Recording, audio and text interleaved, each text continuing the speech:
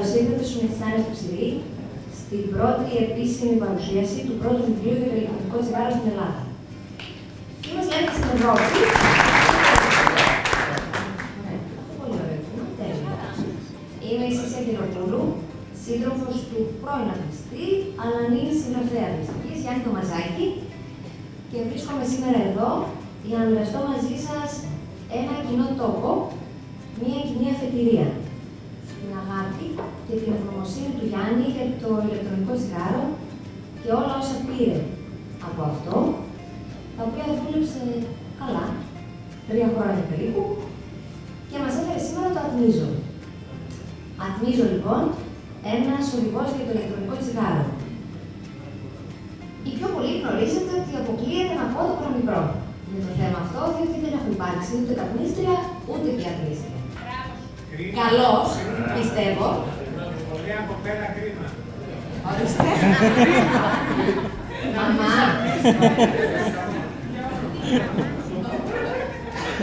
Ωστόσο, υπάρχουν σήμερα πάρα πολλοί ειδικοί του χώρου, οι οποίοι θα πούν τη γνώμη τους και για το βιβλίο του Γιάννη και για το ηλεκτρονικό τσιγάρο εν γέννη. Ξεκινάω να σας παρουσιάζω ο κύριος Πάνος Παναγιωτόπουλος, πρόεδρος του ΣΕΗ, Συνδέσμου Ελληνικών Επιχειρήσεων Ηλεκτρονικού Τσιγάρου, και ο κύριος Σπύρος Τσιμούρης, πρόεδρος του Συλλόγου Ελληνικής Αθλητικής Κοινότητας. Καλώς ήρθατε και οι δύο. Δίπλα μου τα τελευταία 12 χρόνια, ο Γιάννης Τομαζάκης. Γεια σου Γιάννη, μεγάλη χάρη σου. Πολύ μεγάλη χάρη σου σήμερα. Πρωτού δώσω το λόγο στους ομιλητές, θα ήθελα να πω ότι είμαι πολύ περήφανη για αυτό το γαλάζιο βιβλιαράκι. Αν και δεν ανήκω στους αρχικούς συμμάχους του, πρέπει να πω ένα μεγάλο μπράβο στο Γιάννη για την υπομονή και την επιμονή του να το ολοκληρώσει και να το εκδώσει. Εύχομαι πραγματικά το βιβλίο να ασκήσει, να κάνει πολλές εκδόσεις, πολλές μεταφράσεις, να βοηθήσεις όσο πιο πολύ κόσμο μπορείς να μεταβεί από το κανονικό στο ηλεκτρονικό τσιγάρο και θα συμπληρώσω εγώ, γιατί όχι, σε μια άκαπη ζωή. Από τώρα και για το υπόλοιπο της βραδιάς, τα γαλάζια βιβλιαράκια που βρίσκονται στα χέρια της ηλικίας μας, για όποιον θέλει να το δεχτεί. Αυτά από μένα, δεν είμαι πολύ φαν του μικροφόνου. Δίνω λοιπόν το λόγο στον κύριο Παναγιωτόπουλο.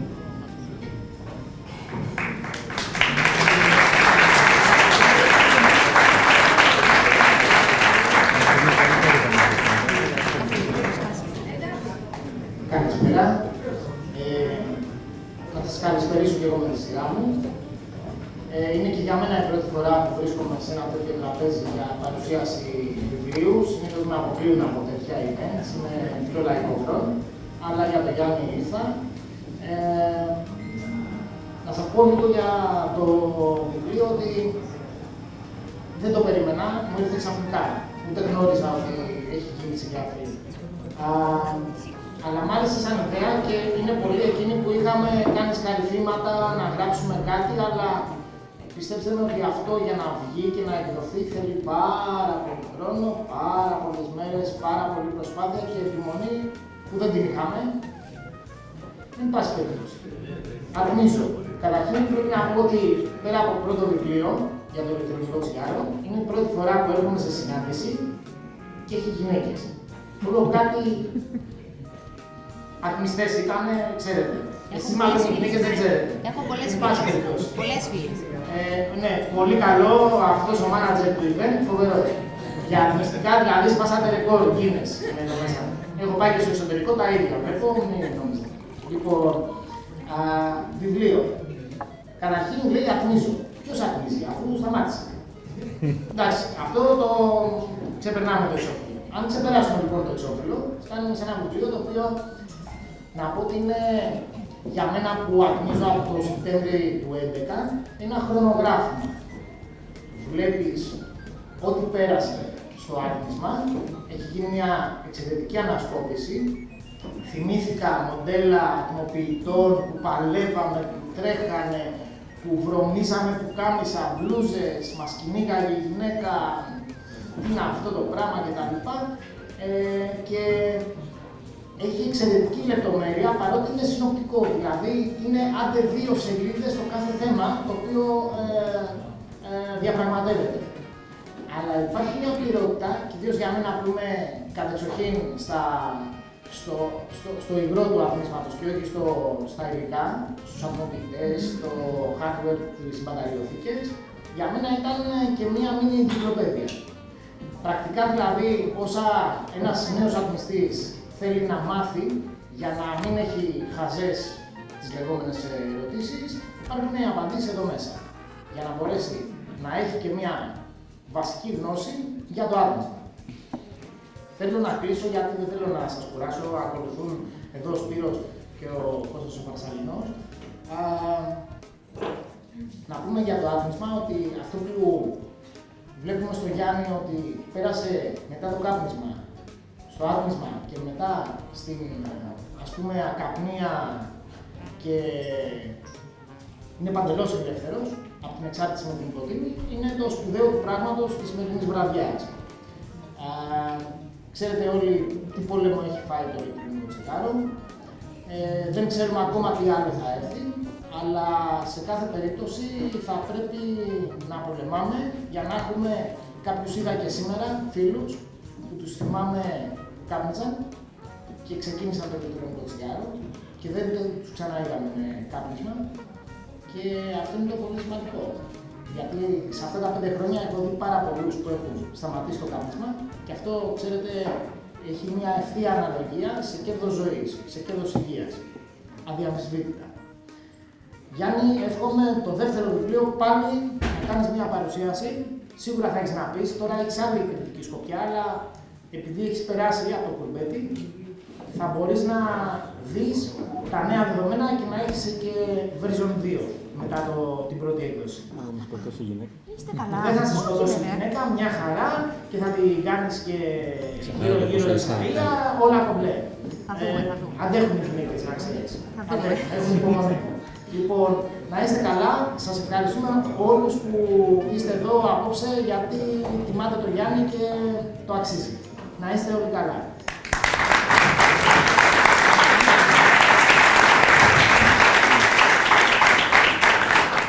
Να δώσουμε τώρα το λόγο στην κυρία Τσιμωρή. Ευχαριστώ. Καλησπέρα και από μένα. Αφού δεν ήθελα να σας κουράσω επάνω, θα σας κουράσω εγώ. Γιατί και εμένα δεν με καλούν συνήθως, αλλά επειδή κουράζω τον κόσμο. Λοιπόν, τώρα είναι ευκαιρία, μεγάλη παιδιά. Κλειδώσω την πόρτα. Τι, όχι. Λοιπόν, έπιασα μικρόφωνο, παιδιά, δεν τα αφήνω, παίρνω. Αυτό ήταν. Λοιπόν, το Γιάννη τον ξέρω μισή ώρα. Τόσο το ξέρω. Μισή ώρα τον έχω ζήσει από κοντά. Τον ξέρω άπειρες ώρες, μέρες και εβδομάδες, διαδικτυακά. Αλλά τον γνώρισα από κοντά πολύ πρόσφατα όταν μου έκανε την πολύ μεγάλη για μένα τιμή να είμαι ένας από τους πρώτους που έδωσε το βιβλίο για να το διαβάσουμε και να το αξιολογήσουμε. Μου το έδωσε με την ιδιότητα του Προέδρου του Συλλόγου των Ατμιστών, της Κοινότητας Ελλήνων Ατμιστών, και το βρήκα πέρα από πολύ τιμητικό, σαν πράξη, το βρήκα και εξαιρετικά ενδιαφέρον σαν βιβλίο. Θα πω 2-3 λόγια για το βιβλίο. Θα πω καταρχάς τι δεν είναι αυτό το βιβλίο. Αυτό το βιβλίο δεν είναι μυθιστόρημα. Δεν είναι ένα βιβλίο το οποίο το παίρνουμε για διασκέδαση, για να χαλαρώσουμε. Δεν είναι το βιβλίο που το παίρνουμε στην παραλία. Όχι ότι απαγορεύεται, αλλά πάντως δεν είναι αυτό το είδος του βιβλίου. Αυτό είναι ένα εχειρίδιο. Είναι ένας μπούσουλας, είναι ένας οδηγός, ας το πούμε έτσι. Είναι κάτι που θα βοηθήσει και νέους και παλιούς ατμιστές στα πρώτα τους ή στα επόμενα ή στα πολύ επόμενα βήματά τους. Είναι ένα πράγμα το οποίο θα μας δώσει γνώση. Αυτό είναι αυτό το βιβλίο. Καλύπτει ένα κενό στην αγορά. Καλύπτει ένα κενό στον εξής τομέα. Στην αγορά γενικότερα, με ό,τι σημαίνει η λέξη αγορά για όλους μας, υπάρχει ένα έλλειμμα γνώσης. Υπάρχει έλλειμμα γνώσης και σε πάρα πολλούς, στην τεράστια πλειοψηφία των ατμιστών, των επαγγελματιών του χώρου και της υπόλοιπης κοινωνίας. Των αποδεκτών, είτε της είδησης, της πληροφορίας, είτε ανθρώπων που έχουν μέσα στην οικογένειά τους, στο περιβάλλον τους, καπνιστές ή ατμιστές.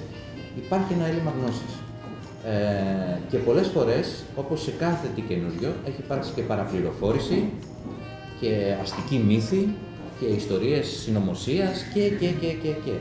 Αυτό το βιβλίο, μεταξύ άλλων, έρχεται για να καλύψει αυτό το κενό, αυτό το έλλειμμα γνώσης, όπως το λέω εγώ, και να βοηθήσει και στην απομυθοποίηση ορισμένων πραγμάτων που είτε επίτηδες μυθοποιήθηκαν, είτε επειδή απλά πούλαγε αυτό.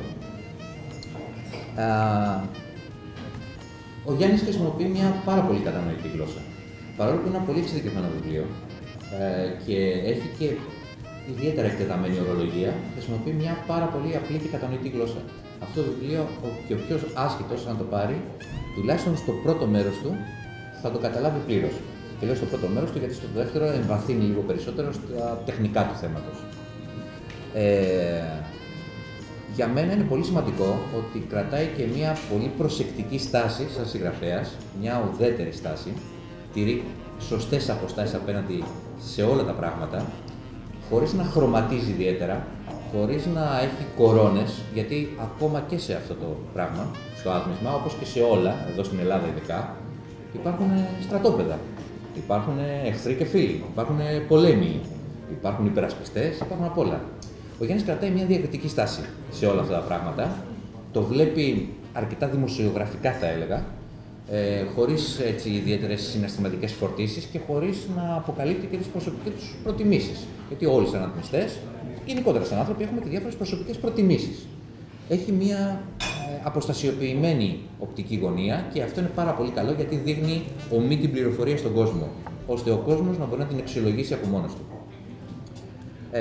Μέσα στο βιβλίο, μεταξύ άλλων, κάνει αναφορές και σε πράγματα τα οποία έχουν φτάσει στα όρια του αστικού μύθου, όπως για παράδειγμα το περιβόητο υγρός στους πνεύμονες που σχηματίζεται αφού καταναλώνει ατμό και πολλά άλλα τέτοια, πολλές τέτοιες μπαρούφες που έχουν ακουστεί και έχουν καταρριφθεί επιστημονικά.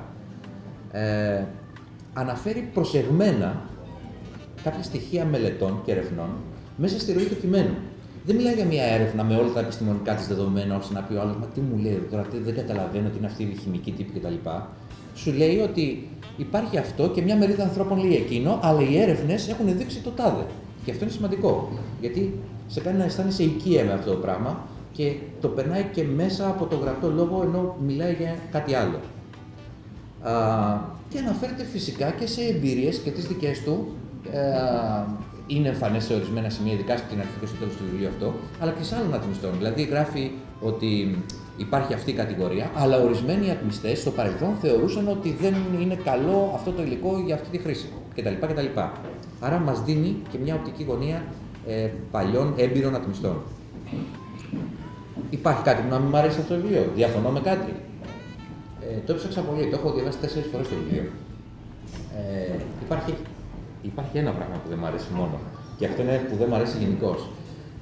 Παρόλο που ο συγγραφέας το εξηγεί στις πρώτες σελίδες του βιβλίου, ο όρος ηλεκτρονικό τσιγάρο. Πάντα το έλεγα και πάντα θα το λέω. Για μένα αυτός είναι ένας εντελώς λάθος όρος. Αυτό το πράγμα που και ο Γιάννης έκανε και εμείς οι υπόλοιποι κάνουμε και όσοι από τους φίλους που μας ακούνε κάνουν, δεν είναι ηλεκτρονικό τσιγάρο, δεν είναι τσιγάρο. Ό,τι πρόθυμα και αν το βάλουμε δεν είναι τσιγάρο. Και αυτή η ορολογία που εξηγεί και για ποιους λόγους τη χρησιμοποιεί στο βιβλίο και έχει επικρατήσει και διεθνώς και στην Ελλάδα, δεν σας κρύβω ότι κατά τη γνώμη μου είναι και μέρος των προβλημάτων που αντιμετωπίζουμε σαν ατμιστές. Διότι, καλός ή κακός, σε ό,τι βάλεις το γραμματικό συστατικό τσιγάρο, αυτόματα στο μυαλό της συνείδησης του κόσμου και του νομοθέτη, που πονηρά σκεπτόμενος το βλέπει έτσι, και πολλών άλλων, το εντάσσει στην κατηγορία των καπνικών προϊόντων του τσιγάρου. Αν εξαιρέσουμε όμως αυτό, που καταλαβαίνω γιατί το κάνει και είναι απολύτως κατανοητό και σεβαστό, δεν υπάρχει κάτι άλλο που να μην μου αρέσει στο βιβλίο. Θα ήθελα παραπάνω πράγματα. Ναι, θα ήθελα. Θα ήθελα να το δω στο μέλλον σε μια δεύτερη και τρίτη και πέμπτη και 10η έκδοση ή σε ένα τόμο Β, να το δω με λίγα ακόμα πιο πρόσφατα δεδομένα, είτε ερευνών, είτε τεχνολογικών εξελίξεων.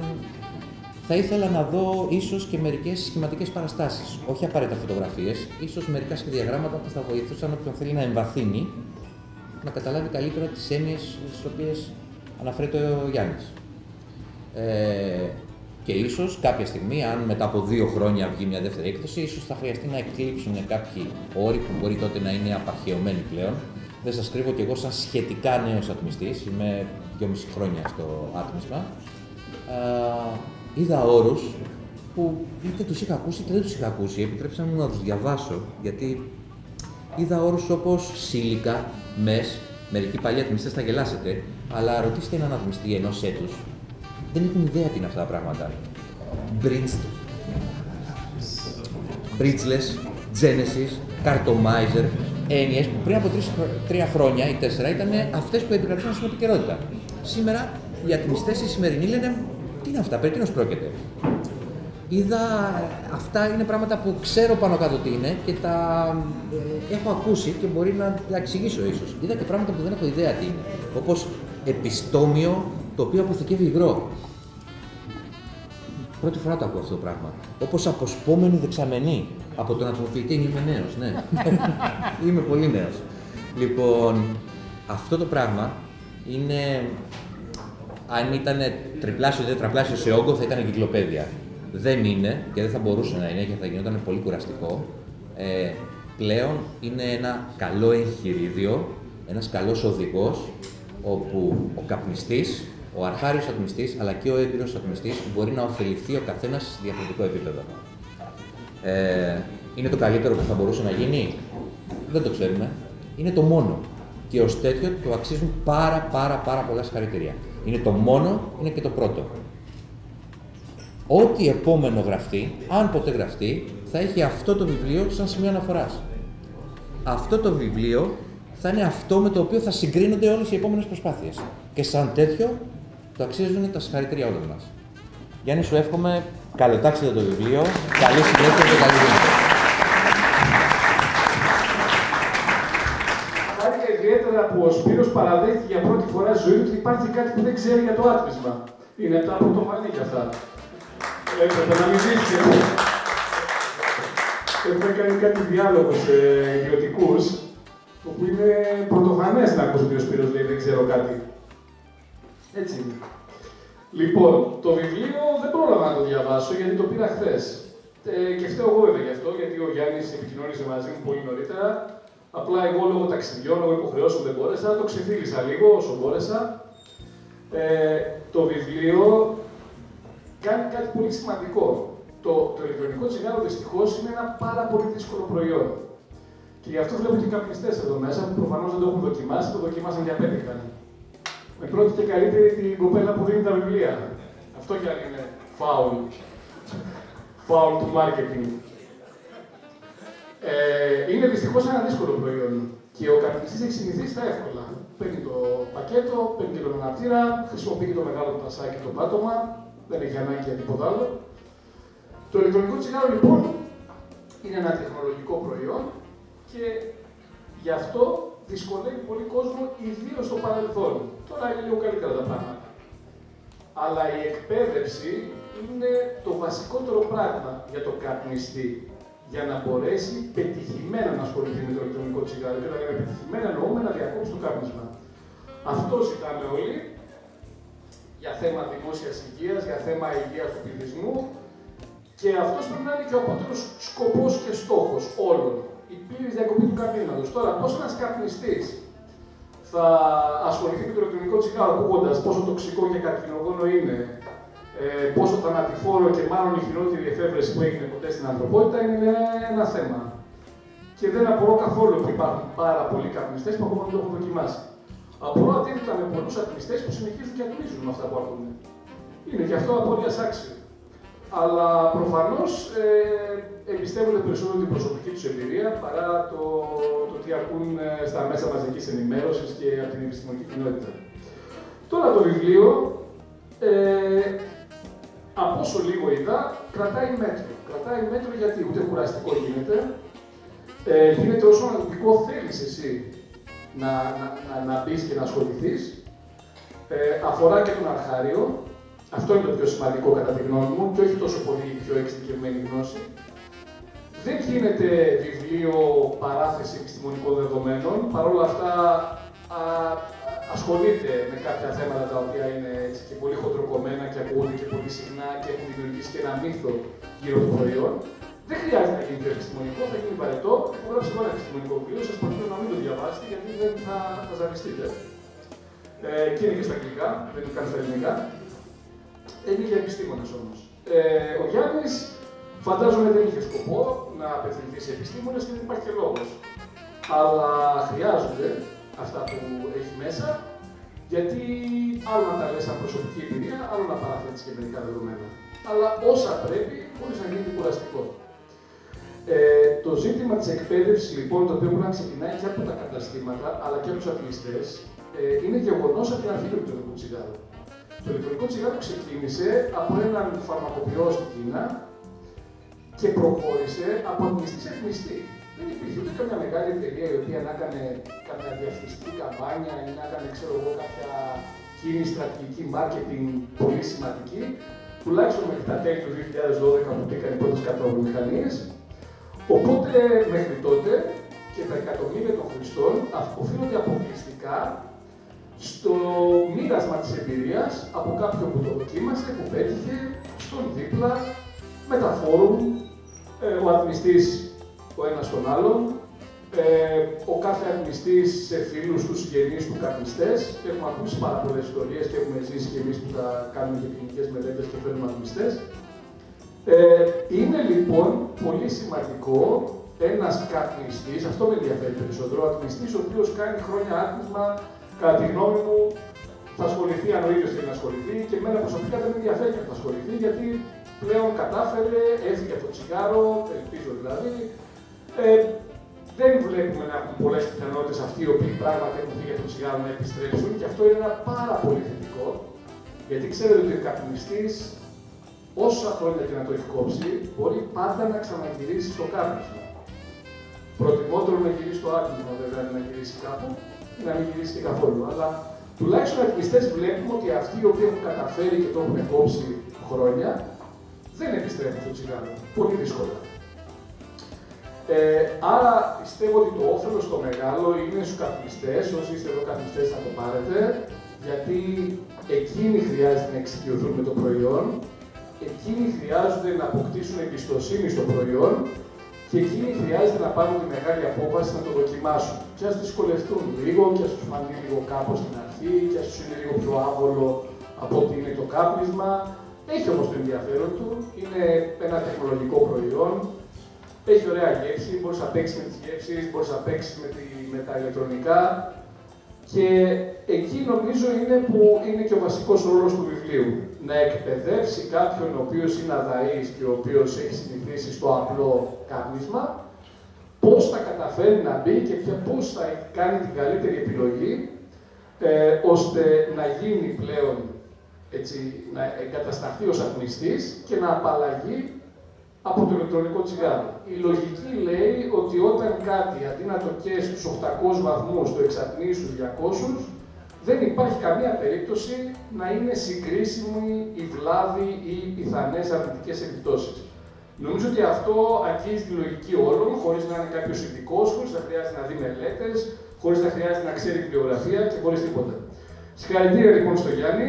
Καλή επιτυχία και καλό ταξίδι έχουμε στο βιβλίο. Συγχαρητήρια σε όλους τους ατμιστές που έχουν καταφέρει και έχουν παραμείνει ατμιστές.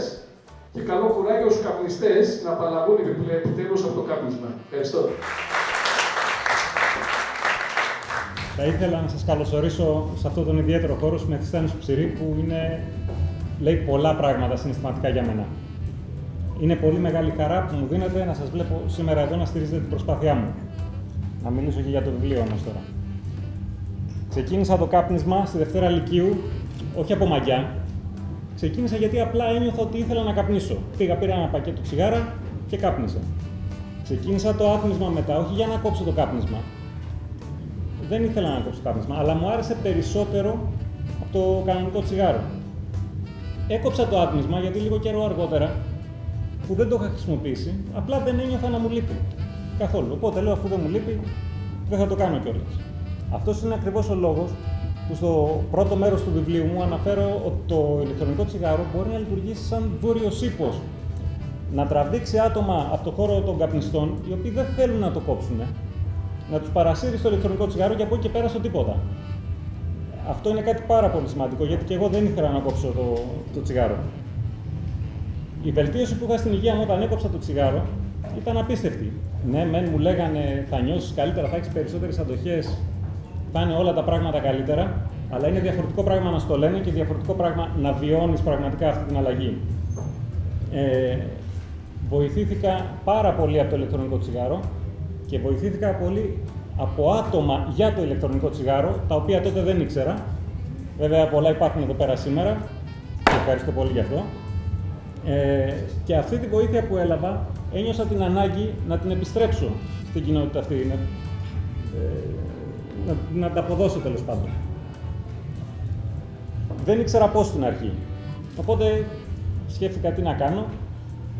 Σκέφτηκα να ανοίξω κατάστημα ατμιστικών. Σκέφτηκα ότι θα μπορούσα να γίνω κατασκευαστής ατμοποιητών ή συσκευών παροχής ηλεκτρικής ενέργειας, τα mods που λέμε. Σκέφτηκα να γίνω ανταγωνιστής του κυρίου Παναγιωτόπουλου, μήπως έφτιαχνα υγρά αναπλήρωσης. Σκέφτηκα να γίνω πρόεδρος, όχι πρόεδρος, να γίνω να πρωτοστατήσω τέλος πάντων ώστε να γίνει ένα σύλλογος για ατμιστές, το οποίο το συζητούσαμε από τότε. Και συγχαρητήρια, κύριε Πρόεδρε. Σκέφτηκα να γίνω και reviewer, όχι για να κάνω review σε προϊόντα βέβαια, γιατί είχα κόψει και το άτμισμα, αλλά να κάνω βιντεάκια που να λέω πώς να χρησιμοποιείτε το ηλεκτρονικό τσιγάρο, συμβουλές, τι να ζητάτε από τα καταστήματα, τι έρευνες έχουν γίνει κτλ. Όλα αυτά τα απέρριψα γιατί η ιδιοσυγκρασία μου δεν ταιριάζει για κάποιους λόγους, ξεχωριστά για το καθένα με όλα αυτά. Οπότε, τι να κάνω, σκέφτηκα να γράψω ένα φυλάδιο, το οποίο και αυτό το συζητούσαμε πολύ καιρό, να υπάρχει ένα φυλάδιο, να μπει στα καταστήματα, με τη βοήθεια κάποιου οργάνου όπως ο ΣΕΙΤ ίσως, να υπάρχει σε κάθε κατάστημα, έτσι ώστε ο κάθε καινούριος ατμιστής ή υποψήφιος ατμιστής να ενημερώνεται για το τι είναι το ηλεκτρονικό τσιγάρο, ότι τέλος πάντων δεν κάνει υγρό στον πνεύμονα που λέγαμε πριν, και τα λοιπά και τα λοιπά. Όσο το έγραφα, συνειδητοποίησα ότι είχε γίνει πάρα πολύ μεγάλο για να χωρέσει να γίνει φυλάδιο, έπρεπε να γίνει βιβλίο. Συγκεκριμένα, το πρώτο βιβλίο για το ηλεκτρονικό τσιγάρο στην Ελλάδα, όπως λέει και το μπανεράκι εδώ πίσω. Η διαδικασία συγγραφής τώρα, την κατευχαριστήθηκα, διήρκησε 3 ολόκληρα χρόνια και το κείμενο πέρασε από διάφορες δημόσεις μέχρι να βγει στην τελική του μορφή. Έπρεπε να το μειώσω σε όγκο, να του δώσω μια ωραία δομή και να το κάνω και μικρό σε μέγεθος, έτσι ώστε να είναι δελεαστικό σε κάποιον να το διαβάσει. Άμα κάποιος προσπαθούσε να διαβάσει ή έβλεπε μπροστά του ένα βιβλίο 400 σελίδων, δεν θα το άγγιζε καθόλου. Το πιθανότερο είναι. Για τη δομή που είπα, το βιβλίο χωρίζεται σε 2 μέρη. Το πρώτο μέρος αναφέρεται στον ατμιστή, τον καινούριο ή αυτόν που θέλει να γίνει ατμιστής. Παραθέτει τις μέχρι τώρα γνώσεις, αναλύει τους φόβους, ό,τι ανακρίβεια υπάρχει γύρω από το ηλεκτρονικό τσιγάρο και δίνει απλές συμβουλές σχετικά με τη χρήση του. Το δεύτερο μέρος, όπως αναφέραν και οι προηγούμενοι ομιλητές, είναι λίγο πιο τεχνικό. Αναφέρει λίγο πιο αναλυτικά κάποια πράγματα και χωρίζεται σε 3 ενότητες. Η κάθε μία ενότητα αναφέρεται σε ένα συγκεκριμένο κομμάτι του ηλεκτρονικού τσιγάρου, από τα 3 που έχει δηλαδή, το υγρό αναπλήρωσης, τους ατμοποιητές και τις συσκευές παροχής ηλεκτρικής ενέργειας, αυτό που λέμε mods. Προσπάθησα να δώσω τέτοια δομή, έτσι ώστε οι περίπλοκες έννοιες και οι εξειδικευμένες ορολογίες να παρέχονται στον αναγνώστη σταδιακά, τόσο αναενότητα όσο και συνολικά, έτσι ώστε να μην κουράσει πολύ από την αρχή, αλλά όποιος θέλει να εμβαθύνει σιγά σιγά. Στα βασικά, πού μπορούμε να βρούμε το βιβλίο, εκτός από την κυρία Λουκία μπροστά, που την ευχαριστώ πάρα πολύ. Μπορούμε να το βρούμε στο site του βιβλίου, στο www.atmizoPavlabook.gr και σε βιβλιοπωλεία. Θα το βρείτε σε βιβλιοπωλεία στο κέντρο, σε μεγάλα βιβλιοπωλεία στο κέντρο και σε κάποια στην Καλιθέα. Βέβαια, μπορείτε, οποιοσδήποτε θέλει, να μπει σε ένα οποιοδήποτε βιβλιοπωλείο οπουδήποτε στην Ελλάδα, να το ζητήσει με το όνομα του συγγραφέα και τον τίτλο του βιβλίου και το βιβλιοπωλείο θα φροντίσει να το έχει και να το δώσει, να το πουλήσει. Έχουν γίνει κατάλληλες συνέργειες για να μπορεί να γίνεται αυτό το πράγμα. Αυτή τη στιγμή υπάρχει και σε 4 καταστήματα ηλεκτρονικών τσιγάρων, 2 στην Αθήνα, 2 στην επαρχία και αυτό είναι που θέλω να εστιάσω. Δηλαδή θέλω να μπει αυτό το βιβλίο σε όλα τα καταστήματα ηλεκτρονικού τσιγάρου. Εκεί είναι που ένας νέος απεινιστής θα μπορεί να το δει, να ξέρει ότι υπάρχει, να ξέρει ότι μπορεί να ενημερωθεί έγκυρα για να ξέρει τι να προσέξει και τι θα πρέπει να ξέρει.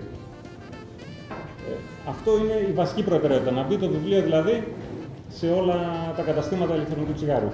Παράλληλα, το βιβλίο μεταφράζεται αυτή τη στιγμή στα αγγλικά, τουλάχιστον για αρχή. Μόλις ολοκληρωθεί η μετάφραση, θα μελετήσουμε πώς θα διατεθεί και θα προωθηθεί στο εξωτερικό. Δεν θέλω να σας κουράσω άλλο, απλά θέλω να απευθύνω τις ειλικρινείς και πλέον θερμές ευχαριστίες μου, πρώτα και κύρια στη θαυμάσια σύντροφό μου και μέλουσα σύζυγό μου, για την αγάπη της και την υπομονή της απέναντι στη γραφική διαδικασία και που δέχτηκε να κάνει το συντονισμό στην απόψινή παρουσίαση. Επίσης, τη μητέρα μου, η οποία λειτουργήσε εξαιρετικά ως επιμελήτρια πρώτης γραμμής. Επίσης, το χαρισματικό οικογενειακό φίλο Γιώργο Γιανναρά για τις ανεκτήμητες συμβουλές του, την καθοδήγησή του και την υποστήριξή του στο Γολγοθά πραγματικά της έκδοσης του βιβλίου. Στις μοναδικές Μιχαέλα Αγγελοπούλου και Νατάσα Κανιούρα, χημικούς MSc του Δημοκρίτου, αλλά πρωτίστως εγκάρδιες φίλες για την προθυμία τους να μου αποσαφηνίσουν διάφορα θέματα που άπτονται της επιστήμης τους και αφορούν το ηλεκτρονικό τσιγάρο. Στο Βασίλη Τσουρέκα, ο οποίος είναι λίγο μακριά για να είναι εδώ, οι περισσότεροι τον γνωρίζετε, ο οποίος με τις γνώσεις του και την καλή του διάθεση πραγματικά ήταν ο μύτος της Αριάδνης για μένα στο λαβύρινθο των επαναφορτιζόμενων μπαταριών. Επίσης, στον Ηλία Γαλινιά και στον Ηλία Κοκάλη για τον χρόνο που αφιέρωσαν και τις πολύτιμες νομικές συμβουλές τους. Στον ταλαντούχο γραφίστα Βασίλη Αλιάδα για την εξαιρετική δουλειά στον σχεδιασμό του εξωφύλου και των γραφικών που βλέπετε στις διαφημιστικές επιγραφές του βιβλίου. Στους κουμπάρους μας Λουκία Καλοφωτιά, η οποία είναι μπροστά στα βιβλία, και Γιώργο Βαρότσο για την αμέριστη συμπαράστασή τους. Στους προέδρους Πάνο Παναγιωτόπουλο και Σπύρο Τσιμούρη, που δέχτηκαν να μιλήσουν για το βιβλίο μου με αυτά τα υπέροχα λόγια. Στον δόκτωρα Κωνσταντίνο Φαρσαλινό για την εύστοχη τοποθέτησή του απόψε, αλλά και για το σύνολο του έργου του στην απεινιστική κοινότητα. Σε όλους τους απλούς χρήστες του ηλεκτρονικού τσιγάρου που συναναστράφηκα έστω και περιστασιακά τα τελευταία χρόνια, των οποίων πραγματικά το ήθος και η ενδιοτέλεια έγιναν έμπνευση και η πραγματική αφορμή για τη συγγραφή του βιβλίου αυτού. Και τέλος, σε όλους εσάς που με την παρουσία σας εδώ σήμερα μου δώσατε πολύ μεγάλη χαρά και δύναμη. Είμαι στη διάθεσή σας για οποιαδήποτε ερώτηση. Παρακαλώ.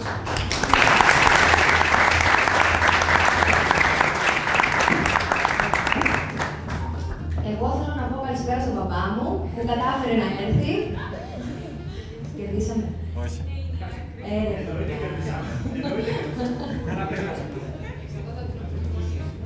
Θα ήθελα να σας ευχαριστήσω όλους πολύ που ήρθατε σήμερα εδώ να στηρίξετε την προσπάθεια του Γιάννη. Πολύ να στηρίξετε και εμένα. Πρώτα απ' όλα θέλω να ευχαριστήσω τους δικούς μου που είναι πάντα δίπλα μου, τους φίλους μου, τους συναδέλφους μου που ακύρωσαν τα πάντα για να είναι σήμερα εδώ. Φυσικά και πάνω απ' όλα την Τζέμι που μας παραχώρησε και ακόμα μια φορά στο Φιστάνι στο Ξηρή. Ο χώρος δεν είναι τυχαία επιλογή. Είναι το στέκι μας, το σπίτι μας. Έχει φιλοξενήσει μερικές από τις πιο ωραίες στιγμές της ζωής μας. Από πρώτη χάμου, όπως θυμάστε πιο πολύ, μέχρι η παρουσίαση βιβλίου σήμερα. Και λίγο μεγαλύτερο να ήταν να κάνουμε και το μαντήλιο πάρτι, λέμε, του χρόνου. Λέμε.